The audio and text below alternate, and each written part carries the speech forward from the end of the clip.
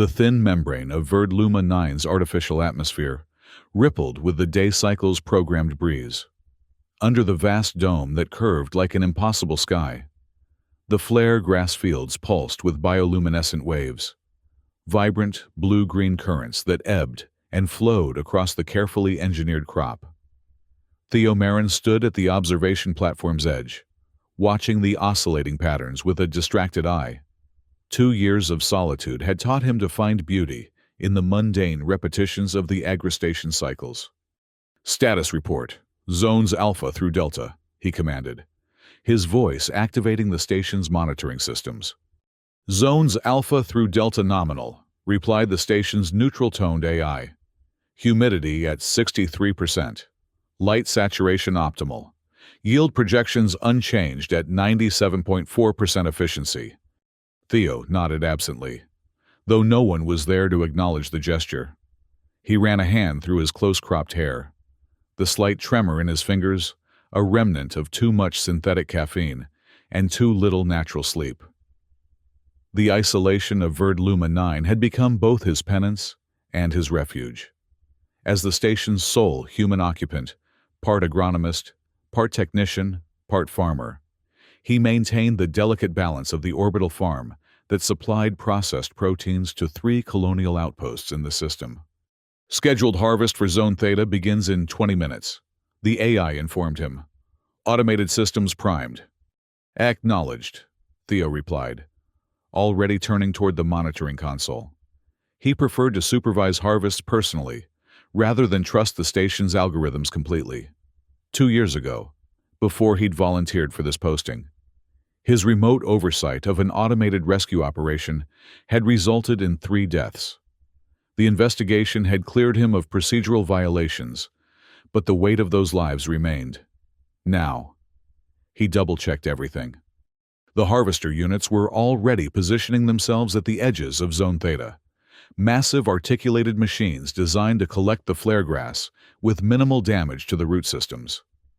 The grass itself was a marvel of bioengineering, a synthetic organism that converted the gas giant's atmospheric particles, pulled through specialized filters, into nutrient-dense fibers.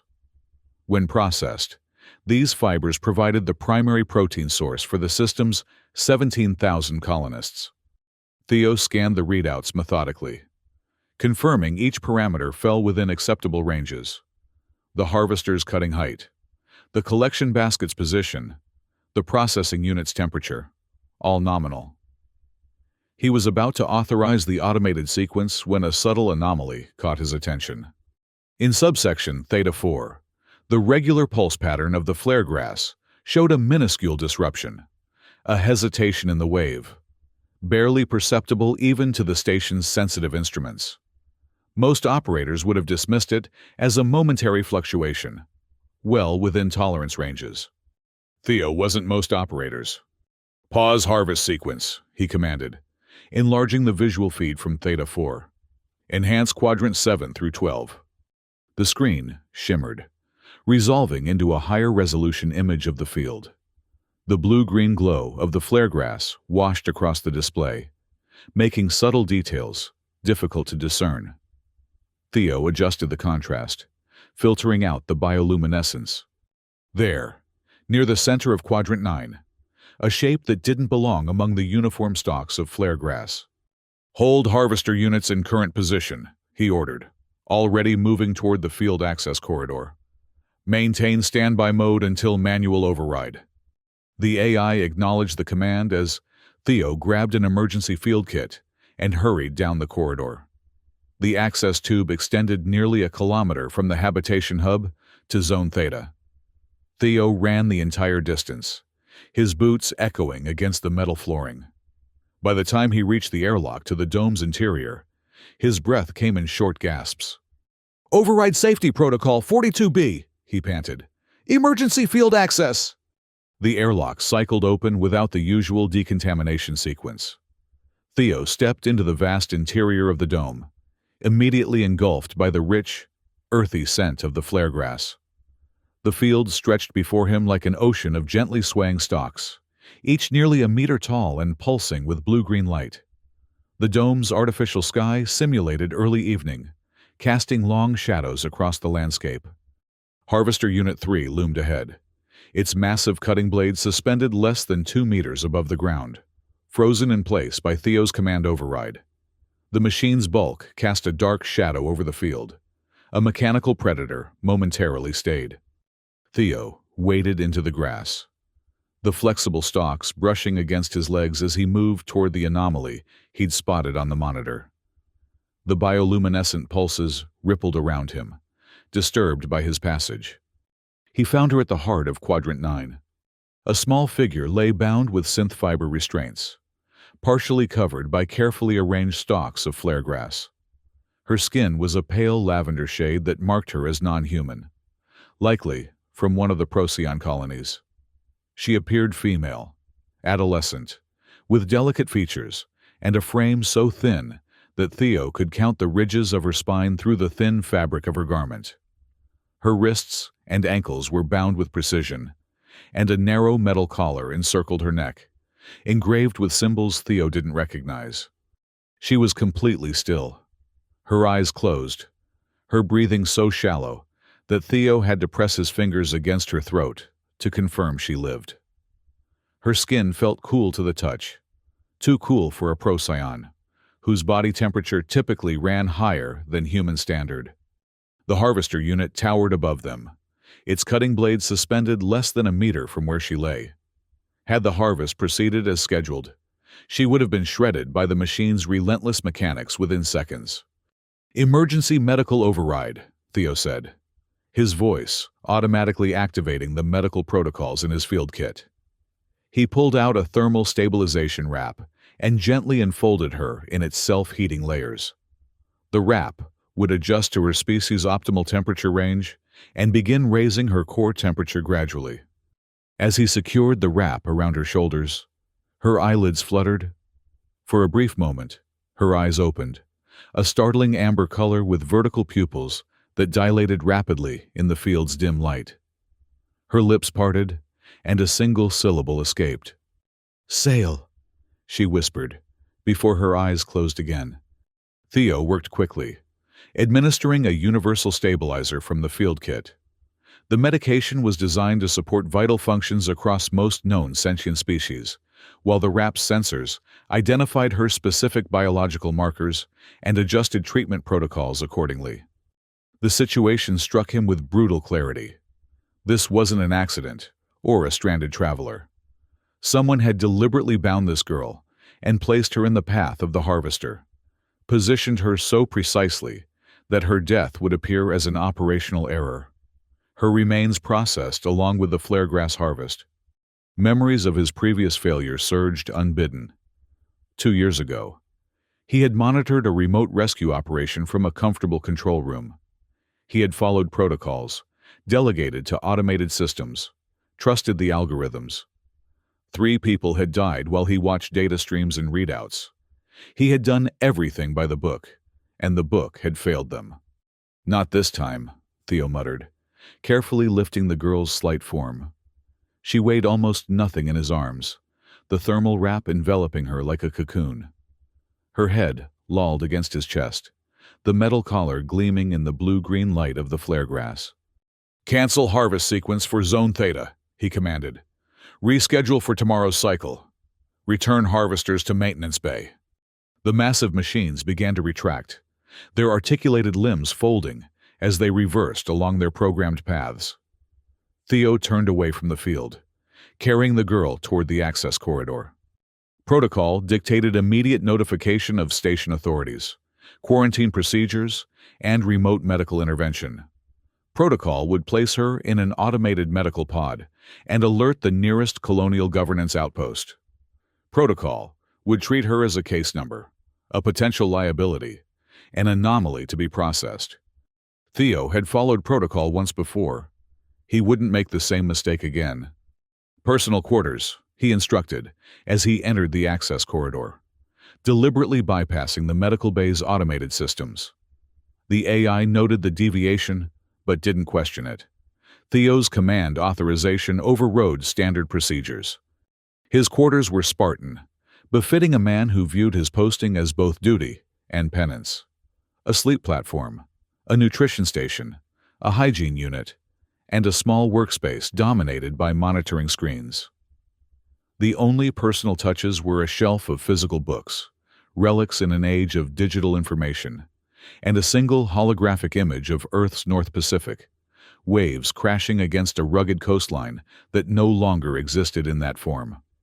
Theo gently laid the girl on his sleep platform, adjusting the thermal wrap to continue its gradual warming process. Her breathing had strengthened slightly, though she remained unconscious. The stabilizer would keep her vital functions supported while her body recovered from what appeared to be moderate hypothermia and possible sedation. The metal collar troubled him. Its design was unfamiliar, not standard restraint technology or medical monitoring equipment. The engraved symbols resembled no language in common usage among the colonial systems. He would need to research it once she was stable. Prepare nutrition supplement Xeno 7, he instructed the quarters systems. The nutrition station hummed briefly before producing a clear liquid in a thermal container. Xeno 7 was a universal nutrient solution designed for emergency use across multiple species, bland, but containing essential components recognizable by most known biologies. Theo sat beside the sleep platform, watching the girl's chest rise and fall in a steady rhythm. The wrap's indicators showed her body temperature slowly increasing toward the standard range for procyon physiology. He wondered who she was, how she had come to be abandoned in a flare grass field, and what sail might mean, if it was a name, a plea, or something else entirely. Hours passed. Theo maintained his vigil, periodically checking the wrap's readouts and adjusting its settings as needed. He could have delegated the monitoring to the station systems, but he chose not to. This was a task he needed to perform himself, a way of atoning for previous failures. Near what would have been midnight by station time, the girl's eyes opened again. This time, they remained open, amber irises slowly focusing on Theo's face. She didn't speak or move, watching him with an unnervingly steady gaze. "You're safe," Theo said softly. "I found you in the flare grass field. You're on Verd Luma 9, an orbital agrestation." He kept his voice gentle, his movements slow and deliberate. "I'm Theo Marin. I'm the station's administrator." The girl's gaze flicked around the room, taking in her surroundings with quick, assessing glances. Her body remained perfectly still beneath the thermal wrap. "Are you thirsty?" Theo asked, reaching for the container of Xeno 7. "This is a universal nutrient solution. It should be compatible with your physiology." He held the container near her, but didn't attempt to make her drink. Trust would need to be earned slowly. After a long moment of silence, the girl's lips parted. "Sevri," she said, her voice barely audible. "I am called Sevri." The words were precisely enunciated in standard colonial language, but with an accent Theo couldn't place, not Procyon, despite her appearance. "Hello, Sevri," he replied. "Would you like some water or nutrient solution?" She regarded the container with suspicion, then gave a slight nod. Theo helped her sit up enough to sip from the container, supporting her shoulders with one hand. She drank cautiously at first, then, with increasing urgency as her body recognized the nutrients it needed. When she had finished, Theo eased her back against the platform. "The thermal wrap is helping regulate your body temperature," he explained. "You were very cold when I found you." Sevri's hand moved beneath the wrap, fingers tracing the metal collar around her neck. "They marked me," she said, the words flat and emotionless. "Before they left me." "Who marked you?" Theo asked gently. "Family unit," she replied, her vertical pupils contracting to thin lines. "I failed viability assessment. Registry marked. Family executed procedure." The clinical detachment of her words chilled Theo more than any emotional outburst might have. He had heard rumors of certain colonies implementing extreme genetic purity protocols, especially those struggling with limited resources. But the methodical abandonment of a child, a procedure carried out by her own family, struck him as monstrous. "The collar," he said. "Does it have a function beyond marking?" Severi's fingers continued to trace the metal band. "Registry tracking. Confirmation of procedure completion." Her voice remained eerily calm. "They will know I survived. They will send others." "No one is taking you," Theo said firmly. "You're under my protection now." A flicker of something, perhaps surprise, perhaps disbelief, crossed her features. "Protection is inefficient. I am marked unviable." "Unviable by whose standards?" Theo asked, unable to keep the edge from his voice. "Registry standards, genetic sequence irregular, reproductive capacity limited, resource consumption unjustified." She recited the assessment as if repeating a lesson learned by rote.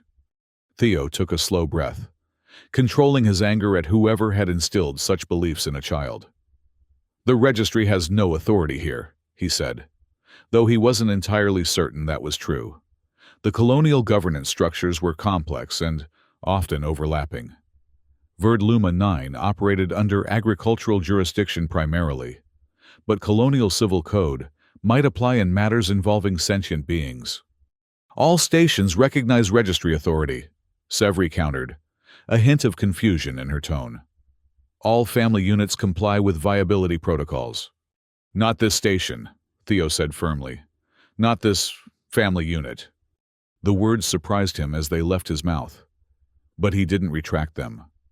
In the sterile isolation of Verdluma 9, with its automated systems and carefully regulated environments, the concept of family had seemed like a distant abstraction.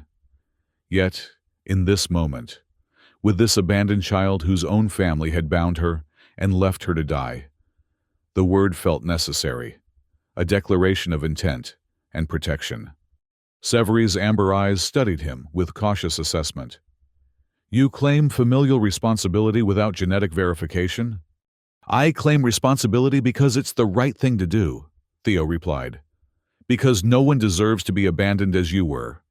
She considered this for a long moment, her expression unreadable. "Procedure deviation," she finally said, though whether with approval or condemnation, Theo couldn't tell. "Rest now," he suggested, noting the fatigue evident in her features despite her alert gaze. "We'll talk more when you've recovered your strength." To his surprise, she complied without protest, her eyes closing almost immediately. The RAPS indicators showed her vital signs stabilizing further as she slipped into what appeared to be natural sleep rather than unconsciousness. Theo moved to his workspace, keeping her within view as he accessed the station's database. He entered what little information he had: procyon-like physiology, registry protocols, genetic viability assessments, abandonment procedures. The search yielded fragmented results, most restricted by colonial governance firewalls. What he could access painted a disturbing picture. Several outlying colonies had implemented strict genetic screening protocols following resource crises in the past decade.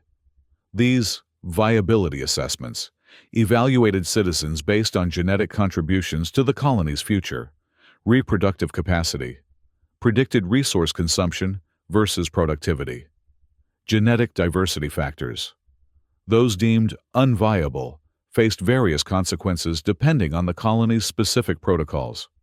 None of the accessible records mentioned abandonment as a sanctioned procedure.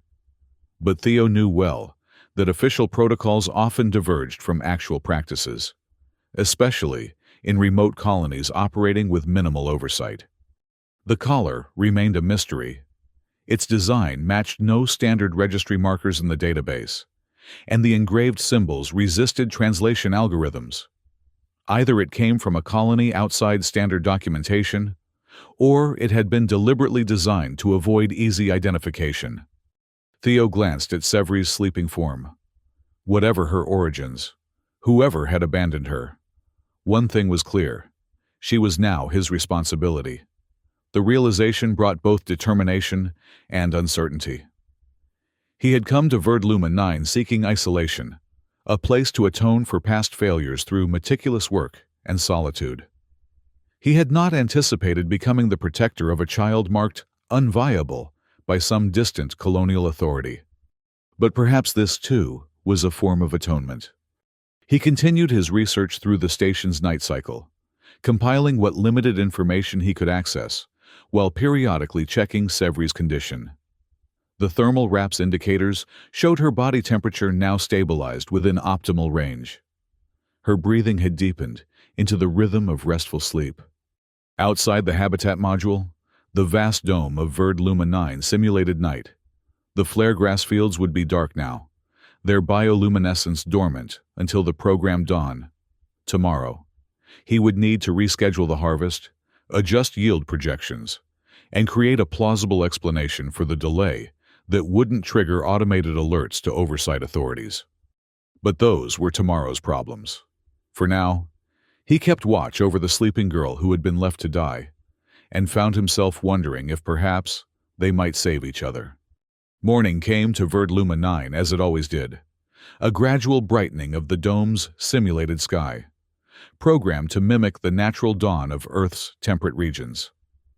Theo had dozed in his work chair, waking periodically to check on Sevri. She had slept soundly through the night, her body recovering from its ordeal with the resilience of youth. As the habitat module's lighting adjusted to day cycle parameters, Sevri opened her eyes. She observed Theo for several seconds before speaking. "You maintain proximity throughout rest cycle," she noted, her tone neither grateful nor accusatory, simply observational. "I wanted to make sure you were all right," Theo replied, stretching to ease the stiffness in his shoulders. Sevri sat up carefully, the thermal wrap falling away from her shoulders. The simple garment she wore beneath, a gray shift of synthetic fiber, hung loosely on her frame. The metal collar gleamed dully in the morning light. "Physical parameters approaching optimal," she stated, with the clinical detachment that seemed to characterize her speech. "Nutritional requirements pending." Theo smiled despite himself. "Are you saying you're hungry?" She considered this, head tilting slightly. "Affirmative." "I'll prepare something more substantial than last night's solution," he said, moving to the nutrition station. The station's supplies are primarily designed for human consumption, but there are adaptive options for various physiologies. He selected a protein base that could be adjusted for Procyon nutritional requirements, adding enzyme supplements that would make it more compatible with her digestion. The nutrition station hummed softly as it processed his selections. "Your designation is Theo Marin," Sevri said as she watched him work. It wasn't a question. "Yes," he confirmed. "And you're Sevri." "Sevri is postmarking designation," she clarified. "Previous designation was number. Registry replaced designation upon procedure implementation." Theo paused, looking back at her. "Your name was number?" "Designation, not name," she corrected. "Names imply individuation. Registry utilizes designations for efficiency." The nutrition station chimed, indicating the meal was prepared. Theo brought the container to Sevri, along with a hydration pack. "And you prefer Sevri to number?" he asked, sitting beside her on the edge of the sleep platform. She accepted the food, examining it with careful attention before taking a small, experimental bite. "Preference is irrelevant. Designation change indicates status change." She paused, then added more quietly. "But, yes, Sevri is acceptable." Theo watched as she ate with precise, economical movements. Despite her clinical speech patterns and apparent detachment, there were glimpses of a child beneath the conditioning, the way her eyes widened slightly at the taste of the food, the careful way she held the container, as if afraid it might be taken away. "The registry," he said carefully. "Will they actively search for you, or simply expect confirmation of the procedure's completion?" Sevri finished chewing before answering. "Protocol variations exist between colonies. My family unit's colony implements verification procedures for registry actions. Confirmation required within standard cycle. And if confirmation isn't received? Investigation protocol activated. Her vertical pupils contracted slightly. Efficiency demanded. Theo considered this. The collar. Does it transmit your location? Negative. Passive marker only. Contains identification sequence and procedure verification. She touched the metal band lightly. Removal not possible without registry authorization. That, at least, was somewhat reassuring. They weren't actively tracking her through the collar, merely using it as identification. Still, if her colony expected verification of her death and didn't receive it, they might eventually trace her to Verdluma 9. We need to prevent the harvest data from being transmitted to Central Agricultural Authority, Theo said, thinking aloud. If I report finding you, it creates an official record. If I don't report it, and they later discover you're here, procedure deviation penalties severe, Severi observed, her tone still unnervingly neutral. Your designation would be marked. Registry authority extends to agricultural stations through resource allocation treaties. She was right. Of course. The colonial governance structures were interconnected through a complex web of treaties and agreements. While Verdluma 9 operated with considerable autonomy in its day-to-day functions, it ultimately answered to the Central Agricultural Authority, which in turn coordinated with colonial governance on matters of resource distribution. Then we need a strategy, Theo said. A way to protect you that doesn't trigger immediate alerts. Severi finished her meal, setting the container aside with precise movements. Strategy formulation requires complete information. My knowledge of station protocols insufficient. And my knowledge of registry protocols is equally insufficient, Theo admitted. But between us, we might find a solution. For the first time, a hint of expression crossed Severi's features, a slight furrow between her brows, a thoughtful narrowing of her amber eyes. Collaborative problem-solving. Efficient approach. Theo smiled. That's the spirit. He rose and moved to his workspace, bringing up the station's operational schematics on the main display. Verdluma 9 is primarily automated, he explained, as Severi joined him, moving with careful grace despite her recent ordeal. I'm the only permanent human resident, though there are quarterly maintenance visits and occasional research teams. He highlighted the various sections of the station, the vast agricultural dome with its 12 zones of flare grass, the processing facilities that converted harvested grass into protein concentrates, the small habitation ring where his quarters were located, and the docking bay where supply ships arrived on scheduled intervals. The station maintains constant data transmission to the Agricultural Authority, he continued, indicating the communication arrays. Harvest yields, environmental parameters, resource consumption, all automatically reported. But there are privacy protocols for personal quarters, and certain station functions have manual override capabilities. Severi studied the schematics with intense focus. Surveillance coverage? She asked. Environmental monitoring throughout the agricultural zones. Standard security in processing areas and docking bays. Theo replied. Habitation areas have minimal surveillance. Privacy regulations for human occupants. Potential concealment duration? Theo understood her question. The next scheduled maintenance visit is 43 days from now. Supply drone arrival in 17 days. But it's fully automated. No human personnel. Severi nodded slightly, processing this information. Registry investigation protocols typically initiate within 7 to 10 days of confirmation failure. So we have a week, maybe slightly more, before they might start looking for you. Theo summarized. And we need to prevent any evidence of your presence from appearing in the station's automated reports. He was about to continue when the Habitat module's communication system chimed with an incoming alert. Both Theo and Severi tensed as the AI's neutral voice announced, Unscheduled delivery arriving at breach corridor access point.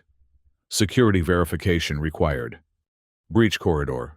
The emergency access route used only for critical supplies or urgent communications that couldn't wait for standard delivery protocols.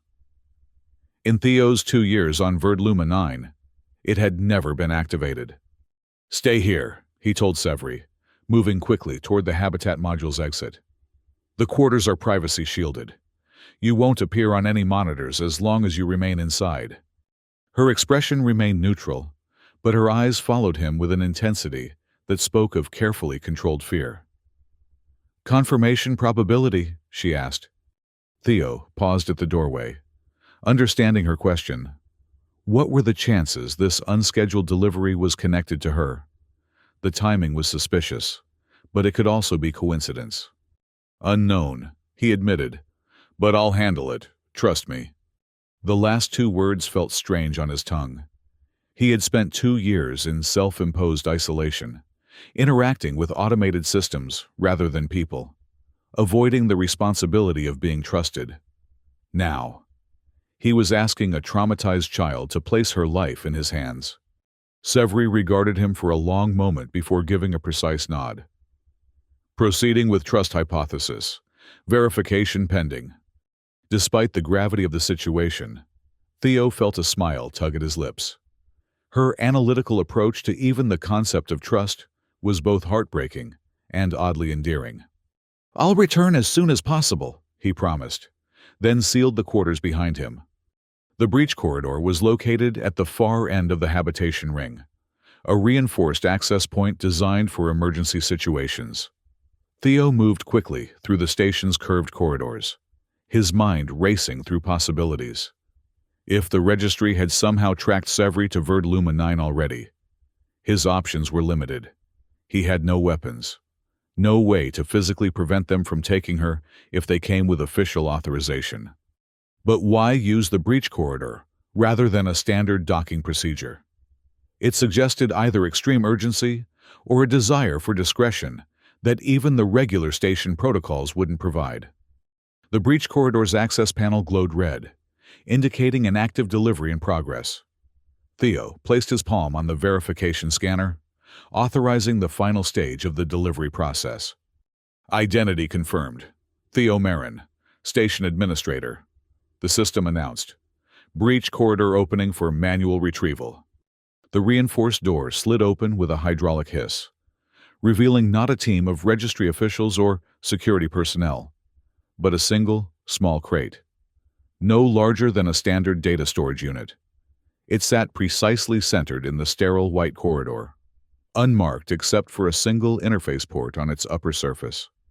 Theo approached cautiously, scanning the corridor for any signs of surveillance or additional security measures. Finding none, he knelt beside the crate. No external markings identified its origin or contents. The interface port was standard design, compatible with any colonial data device. After a moment's hesitation, Theo lifted the crate. It was surprisingly light, suggesting minimal contents.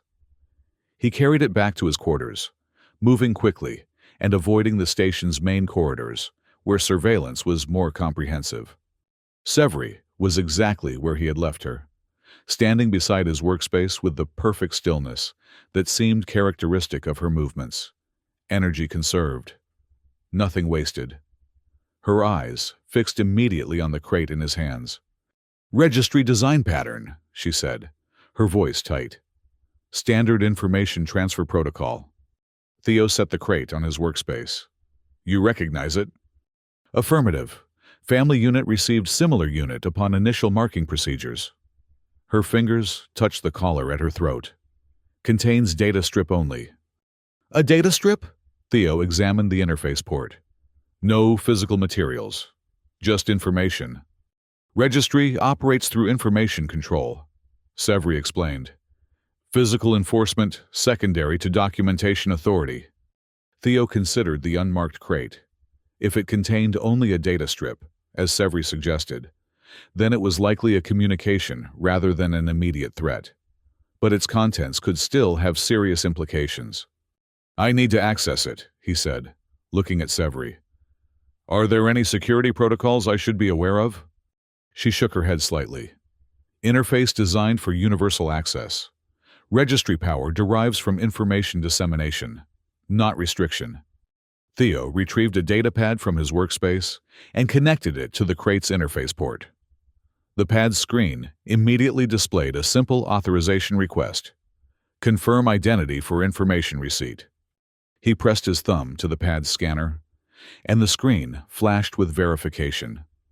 The crate's top panel slid open smoothly, revealing a single data strip, a thin, crystalline rectangle etched with microscopic information patterns. Beside it lay a small projection device. Severi's posture had gone rigid, her eyes fixed on the data strip with an intensity that bordered on fear, the most emotion Theo had seen her display. "Do you want me to view it alone first?" he asked gently. She seemed to consider this, then shook her head. "Collaborative problem-solving optimal. Complete information sharing necessary." Theo nodded and carefully placed the data strip into the projection device.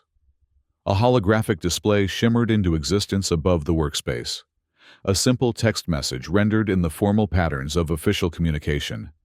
"Registry notification," the message began. "Subject designation Severi, formerly number, registration sequence XJ7923P, marked for viability termination procedure. Confirmation anomaly detected. Subject life signs persist beyond authorized termination timeline."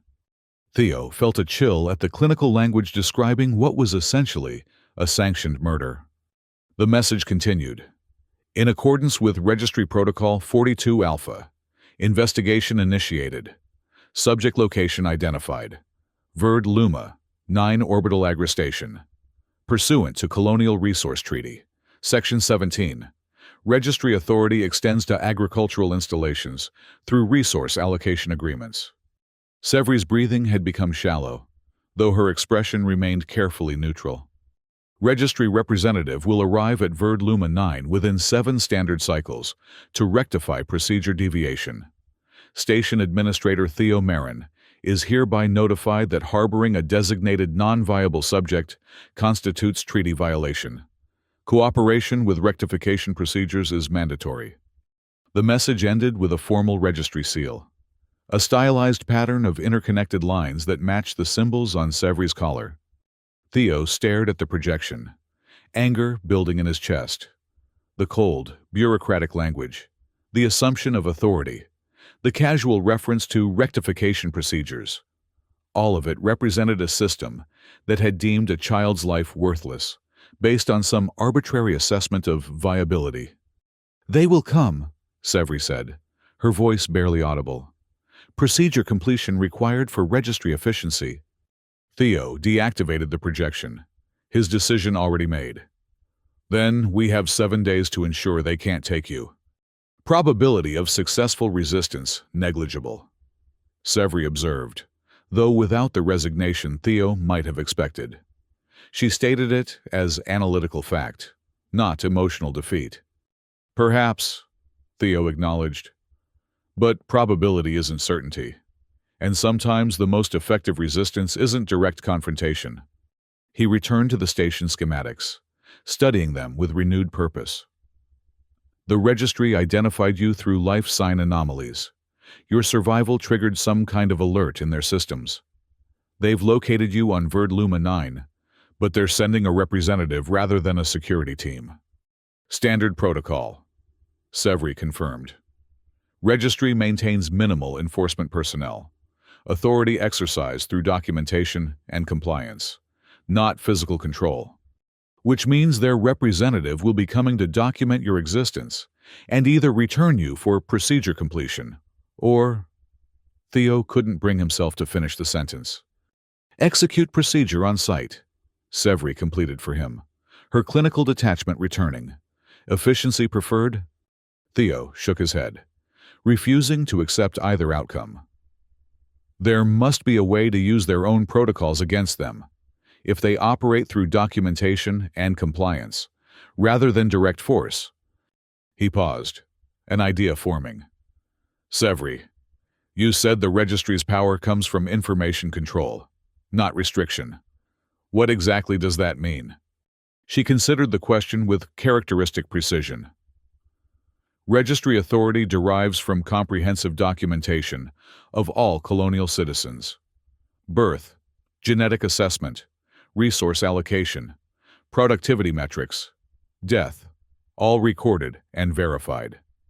Undocumented individuals cannot access colonial resources. Unauthorized documentation alterations, severe penalty. But what about authorized alterations? Theo pressed. There must be procedures for changing registry status under certain conditions. Severi's vertical pupils dilated slightly, the equivalent of widened eyes in her physiology. Disaffiliation protocols exist, rarely implemented, require registry scribe authorization. Disaffiliation, the term was unfamiliar to Theo. Official severance of individual from colony registry, Severi explained. Complete removal from documentation systems, reserved for extreme cases, colonial traitors, irredeemable criminal designations. She paused, then added, and rare consensual separations. Consensual separations, Theo repeated, his mind working rapidly. You mean someone can voluntarily remove themselves from the registry? Affirmative, with registry scribe approval. Extremely rare. Requires complete surrender of colony resource access and protection. Her expression shifted subtly. Family unit discussed procedure once. Registry scribe indicated possible implementation for my case, but family unit rejected option. Theo's anger flared again at this casual revelation. Her family had considered having her removed from the registry entirely, but had instead chosen to abandon her to die. But anger wouldn't help them now. Strategy would. The registry representative coming to Verd Luma 9, he said. Would they have scribe authorization? High probability, Severi replied. Standard investigation protocols require documentation authority. Theo nodded, pieces falling into place. Then we don't try to hide you or fight their authority directly. We negotiate for disaffiliation. Severi's head tilted slightly, considering this approach. Registry scribes follow documentation protocols precisely. Negotiation parameters limited. But not non-existent, Theo pointed out. And if we can convince them that disaffiliation is the most efficient solution to the anomaly of your survival. He turned back to the station schematics, focusing on the docking facilities and approach vectors. We have 7 days to prepare, 7 days to develop a strategy that will convince a registry scribe that letting you go serves their interests better than eliminating you. Severi studied him with those unnerving amber eyes, her expression unreadable. After a long moment, she spoke, her voice holding a new quality, something less clinical, more personal. Why? She asked simply. Theo looked up from the schematics, momentarily confused. Why what? Why implement resistance strategies? Registry violation penalties severe. Personal risk significant. Logical efficiency favors compliance. The question struck Theo deeply. Why indeed? He had volunteered for isolation on Verd Luma 9 to escape the consequences of his past failure, to avoid responsibility for other lives. Now he was willingly placing himself between a child and a system determined to eliminate her, risking his position, possibly his freedom, certainly his carefully constructed isolation. Because it's right, he said finally, the simple words feeling inadequate but true. Because no system that discards children can claim legitimate authority. Because... He hesitated, then finished quietly. Because I've failed to protect lives before. I won't fail again. Severi absorbed this, her analytical mind visibly processing his response. After several seconds, she gave a precise nod. Moral imperatives override efficiency calculations, she observed. Unexpected parameter, but acceptable basis for strategic alliance. Theo smiled despite himself. Her formal acknowledgement of their partnership was oddly touching. "Then let's get to work," he said. "We have a registry scribe to convince and not much time to prepare our case." The next 7 days passed in a carefully orchestrated dance of preparation and caution. Theo maintained the station's routine operations, supervising harvests, processing shipments, filing standard reports, while simultaneously working with Severi to develop their strategy for confronting the registry representative. Severi remained in Theo's privacy-shielded quarters during station work hours, studying the information he provided about colonial governance structures, registry protocols, and legal precedents. Her capacity for absorbing and analyzing information was remarkable, her mind sorting through complex regulatory frameworks with an efficiency that Theo found both impressive and sad. A child who had been taught to think like a system rather than a person. In the evening cycles, they worked together, building their case for disaffiliation.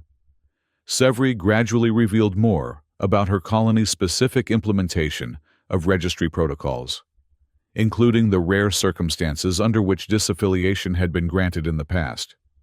Most cases involved individuals whose continued inclusion in the registry created greater systemic inefficiency than their removal, usually due to resource-intensive monitoring requirements or potential disruption to colonial operations.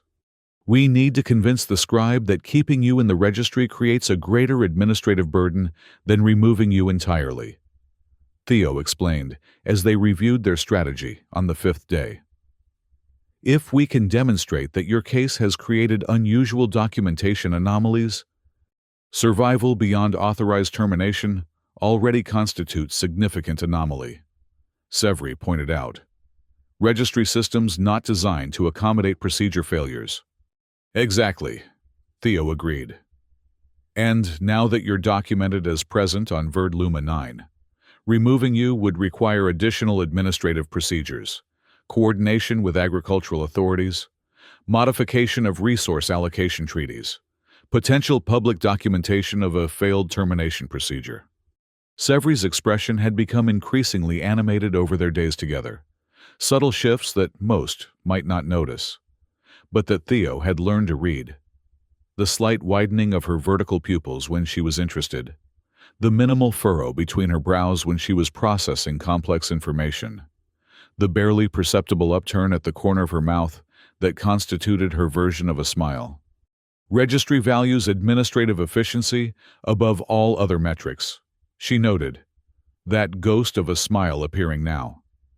"Proper presentation of disaffiliation as efficiency solution has reasonable probability of success." Theo nodded, hoping she was right. They had decided to meet the registry representative at the station's auxiliary transfer terminal, a small docking facility normally used for maintenance crews, located at the outer edge of the habitation ring. It offered privacy from the station's main systems, while still being an official access point, giving their meeting a formality that might appeal to the registry scribe's sense of protocol. "And if they refuse disaffiliation?" Theo asked. The question that had hovered between them throughout their planning. Severi's expression sobered. "Contingency options limited. Registry authority recognized throughout colonial systems. But not beyond colonial space." Theo pointed out, it was their final, desperate option. If disaffiliation failed, they would attempt to leave colonial jurisdiction entirely. The station's emergency shuttle had enough range to reach the system's edge, where independent traders occasionally operated. It was a dangerous plan with minimal chance of success, but better than surrender. On the morning of the 7th day, the station's systems announced an approaching vessel, registry designation, requesting docking clearance at the auxiliary transfer terminal, as Theo had arranged. He and Severi exchanged a long look. The moment they had prepared for had arrived. "Probability assessment?" Theo asked, falling into the analytical pattern of speech that Severi found comfortable. She considered for a moment, her amber eyes thoughtful. "Disaffiliation success probability, 62.4%. Acceptable parameters." Theo smiled at her precise calculation. Then let's go meet our registry scribe. They made their way to the auxiliary transfer terminal through the station's less monitored service corridors. Severi moved with the careful grace that characterized her movements, dressed now in a simple station uniform that Theo had modified to fit her slender frame. The metal collar still encircled her neck, a constant reminder of what they faced. The terminal was a small, utilitarian space, a docking port, a decontamination chamber, and a modestly sized meeting area with basic furnishings. Theo had ensured all surveillance systems were on maintenance cycle, creating a privacy bubble without overtly disabling security protocols that might trigger alerts. They waited in silence as the registry vessel completed its docking procedures. The airlock cycled open with a soft hiss, revealing a single figure, tall, thin, with the pale complexion common to those who lived primarily in artificial environments. The registry scribe wore a form-fitting gray uniform, adorned only with the same symbolic pattern that marked Severi's collar. The scribe's gaze moved from Theo to Severi, lingering on the collar at her throat. Their expression remained perfectly neutral, a bureaucrat confronted with a procedural anomaly rather than a person coming to determine a child's fate. Registry designation Scribe Keltoth, they introduced themselves, voice as neutral as their expression. Authorized to address confirmation anomaly regarding subject Severi, formerly number, registration sequence, XJ7923P. Theo Marin, Station Administrator. Theo replied formally. This is Severi. We've been expecting you. The scribe's eyes narrowed slightly at Theo's deliberate omission of Severi's registry designation, but they made no comment on it.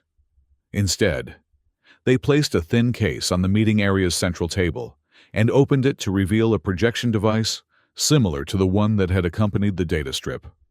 Protocol requires verification of subject identity before proceeding with anomaly resolution, the scribe stated, activating the device.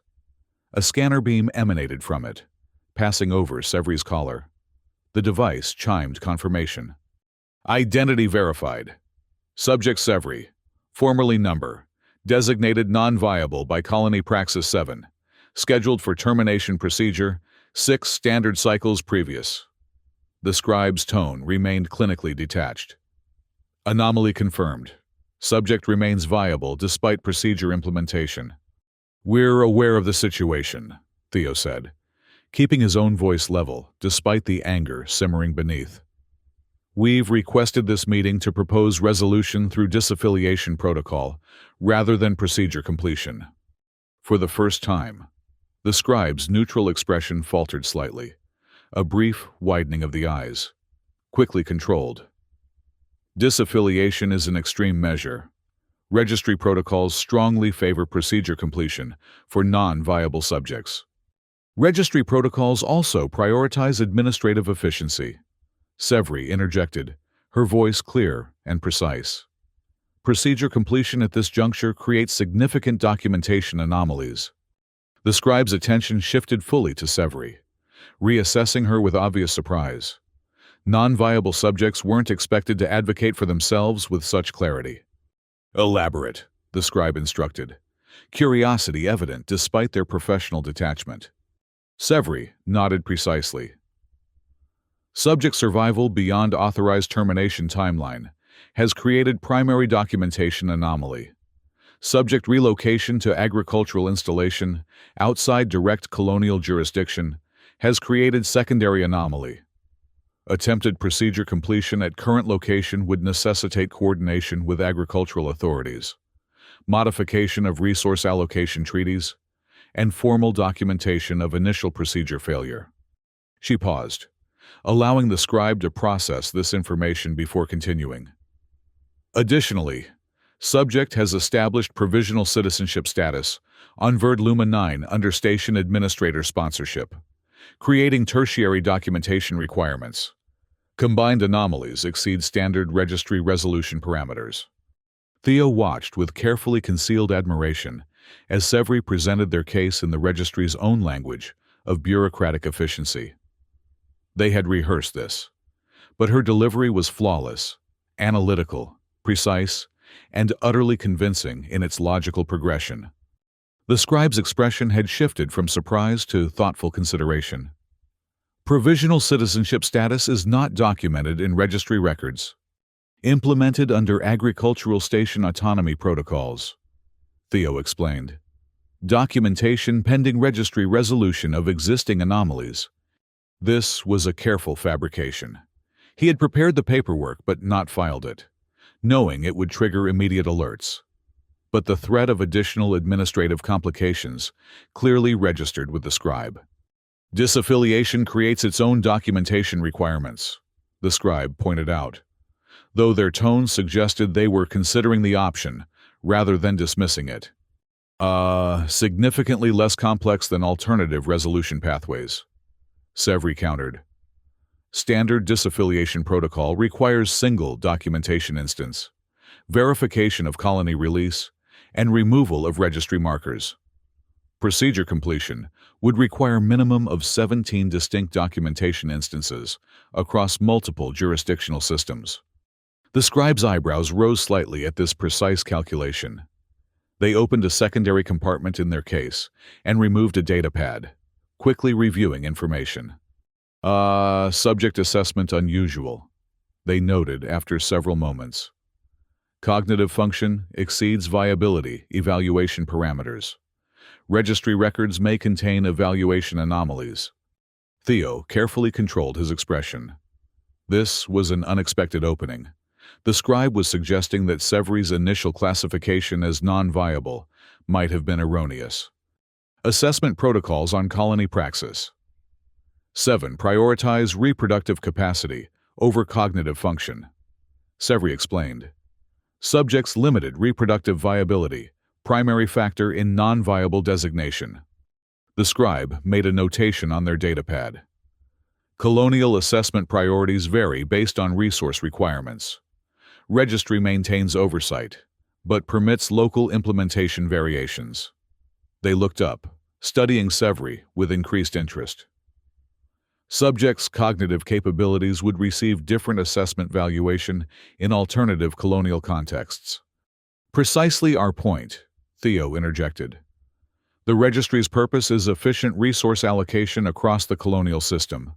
Severi's capabilities are being wasted under her current designation. The scribe considered this, then set down the datapad with a decisive motion. Disaffiliation protocol technically applicable in cases of significant assessment variance between colonial implementations. Subject would forfeit all Colony Praxis 7 resource access and protection. No appeal process exists post-disaffiliation. Terms acceptable, Severi said immediately. The scribe nodded. Decision apparently made. Administrative efficiency calculations support disaffiliation over alternative resolution methods in this specific case. They retrieved a small cylindrical device from their case. Registry marker removal required to complete protocol. Theo tensed slightly. The collar. Affirmative. Marker contains complete registry identification sequence. Removal confirms disaffiliation finalization. Severi's hand rose to touch the metal band that had marked her as expendable. For the first time, Theo saw a flash of genuine emotion cross her features. Hope, perhaps, or simply relief. Removal process, Theo asked cautiously. The scribe held up the cylindrical device. Standard deactivation protocol. Momentary discomfort only. Severi stepped forward without hesitation, tilting her chin to provide better access to the collar. The scribe pressed the device against the metal band, which emitted a soft tone. The seamless collar separated, falling away from Severi's throat to reveal a band of paler skin beneath. The scribe collected the collar and placed it in a compartment in their case, along with the deactivation device. Disaffiliation protocol complete. Subject Severi, formerly number, registration sequence, XJ7923P. Officially removed from Colony Praxis 7 registry. No further registry designation exists. Theo released the breath he hadn't realized he was holding. It had worked. The bureaucratic approach had appealed to the scribe's sense of administrative efficiency. Severi was free of the registry's claim on her life. Official documentation of disaffiliation will be provided for station records, the scribe continued, producing a data strip from their case and handing it to Theo. Colony Praxis 7 will be notified of resolution. No further action required. The scribe closed their case with a decisive click, then regarded Severi with an expression that almost suggested curiosity. Unusual resolution. Subject cognitive function worthy of note. Perhaps assessment protocols require review. With that cryptic observation, the scribe nodded formally to Theo and turned toward the airlock. Their official duty completed with the same detached efficiency that characterized the registry's operations. As the airlock cycled closed behind the departing scribe, Severi's hand rose to her throat, fingers tracing the skin where the collar had been. For a long moment, she stood motionless, her expression unreadable. Then, to Theo's astonishment, she smiled.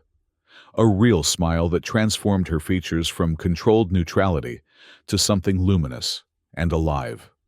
"Free," she said softly, the single word carrying more emotion than any of her previous clinical assessments. "Free," Theo agreed, smiling in return. "And officially registered as a resident of Verd Luma 9. Once I file the paperwork I prepared." Severi looked at him, her amber eyes bright. "Collaborative problem-solving, highly effective." Theo laughed, the tension of the past week finally releasing. "Yes. I'd say our strategic alliance worked out rather well." They made their way back through the station's corridors, no longer needing to avoid the monitored areas. Severi walked with a new lightness to her step, her gaze taking in the station's details with open curiosity rather than cautious assessment. In Theo's quarters, he formally completed the residency documentation for Verd Luma 9's newest inhabitant. The station's systems accepted Severi's registration without question. One more anomaly smoothly absorbed into the bureaucratic processes that govern colonial life. "What happens to this?" Severi asked, picking up the data strip the scribe had provided, her official disaffiliation documentation. Theo considered it. The strip contained the registry's formal acknowledgement that Severi no longer existed within their systems, that she had been erased from the colony that had deemed her unworthy of life and abandoned her to die. "That's entirely up to you," he said. "It's your record, your past." Severi studied the crystalline rectangle, turning it over in her slender fingers. After a long moment, she looked up at Theo. "Fire preparation possible?" The request surprised him. "You want to burn it?" She nodded. Symbolic termination of previous designation. New designation beginning. Theo smiled, understanding her desire for ritual closure. "I think that can be arranged." He modified the nutrition station to produce a small, controlled flame, normally used for certain food preparation techniques, but suitable for their purpose. Severi held the data strip above the flame, watching as the crystalline material darkened, then began to melt. "Goodbye, number," she said softly, as the strip deformed and lost its structure. Designation terminated. When nothing remained but a small puddle of cooling material, Theo deactivated the flame. Severi looked up at him, her expression more open than he had ever seen it. "Thank you," she said simply. "You're welcome," he replied, equally simple. "Welcome home." Home. The word resonated strangely in the sterile environment of Verd Luma 9. For 2 years, Theo had lived here without thinking of it as home, merely as a posting, a place of isolation and atonement. Now, with this unexpected addition to his solitary existence, the station's cold efficiency seemed to warm, to become something more than a production facility orbiting a gas giant. In the days that followed, they established a new routine. Theo continued his duties as station administrator, now with Severi shadowing him, learning the operations of Verd Luma 9 with quick intelligence and keen interest. Her analytical mind proved particularly adept at optimizing the flare grass harvesting sequences, identifying patterns in the crop's bioluminescent pulses that even the station's sophisticated algorithms had missed. Pulse variations indicate nutrient absorption efficiency, she explained, showing Theo the subtle differences she had observed.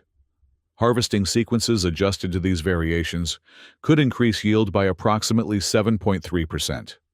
Her calculations proved accurate. The next harvest, implemented according to Severi's observations, showed a marked improvement in both quantity and quality. Theo filed the results in his regular reports, crediting optimization analysis by junior agronomist S. Marin. The new surname had been Severi's choice, a formal acknowledgement of the familial bond that had formed between them. Not a replacement for her lost identity, but a new connection freely chosen rather than assigned. 3 months after the registry scribe's visit, they stood together at the observation platform, overlooking Zone Theta, the place where Theo had found her bound and abandoned. The field had been harvested and replanted since then. New flare grass growing in neat rows, its bioluminescence pulsing in rhythmic waves. Growth patterns optimal, Severi observed, her speech still formal, but no longer clinically detached. She had developed a dry humor that occasionally surfaced in her precise assessments. Significant improvement over previous cultivation cycle. The new seedling variant you suggested is thriving, Theo agreed. The Agricultural Authority is quite impressed with our recent innovations. Severi nodded, a small smile playing at the corners of her mouth. She had filled out in the months since her rescue, her frame no longer painfully thin, her lavender skin glowing with health. The band of pale skin where her collar had been was barely visible now, faded with time and healing. "Notification," she said suddenly, her tone shifting to something more personal. "Medical diagnostic completed this morning while you supervised Zone Alpha harvest." Theo looked at her curiously. "Everything all right?" Severi's smile widened, her amber eyes bright with an emotion Theo had never seen there before. "Unexpected biological development detected," she said, her formal delivery at odds with the joy in her expression. "Reproductive capacity previously assessed as limited. Assessment error confirmed." Theo's brow furrowed in confusion. "What are you saying, Severi?" She placed a hand gently over her abdomen, the gesture unmistakable in its meaning. "Embryonic development detected. Viability assessment, 93%. Theo stared at her in shock, processing the implications. Severi, deemed unviable, primarily due to supposed reproductive limitations, was pregnant. The colony that had discarded her, the registry that had marked her for death, the family that had abandoned her, all had been catastrophically wrong in their assessment of her worth, her potential, her future. "How?" he managed finally. "I mean—" "Specifics unclear," Severi admitted, a hint of puzzlement in her tone. "Possible dormant biological process, activated by nutritional improvements and stress reduction. Alternative hypothesis. Registry assessment, fundamentally flawed." She looked out over the pulsing fields of flare grass, her expression thoughtful. "Previous designation based on limited value assessment. Current designation incorporates expanded possibility parameters." Theo followed her gaze, watching the rhythmic waves of bioluminescence flow across the carefully cultivated crops. Life engineered for specific purposes, valued for its productivity, yet containing unexpected potential, surprising adaptations, unforeseen possibilities. "Life finds a way," he said softly, quoting an ancient Earth scientist whose words had survived centuries of human expansion beyond their home planet. Severi considered this, head tilting in her characteristic gesture of analysis. "Imprecise but conceptually accurate assessment," she concluded, the ghost of a smile playing at her lips. "Life indeed finds ways unanticipated by efficiency calculations." She placed her hand over his on the observation rail. The gesture, still somewhat new to her, but offered with increasing confidence. Together, they watched the pulsing light of the flare grass fields, the place where death had been intended and life had persisted instead. Above them, the vast dome of Verdluma 9 simulated a perfect evening sky, stars appearing one by one in the artificial twilight. Below, the engineered crop continued its rhythmic glow, a ocean of light that ebbed and flowed like the tides of distant seas. And between these technological marvels stood two figures, unlikely survivors, unexpected family, watching the light together as darkness gathered and fell away again. Life found a way,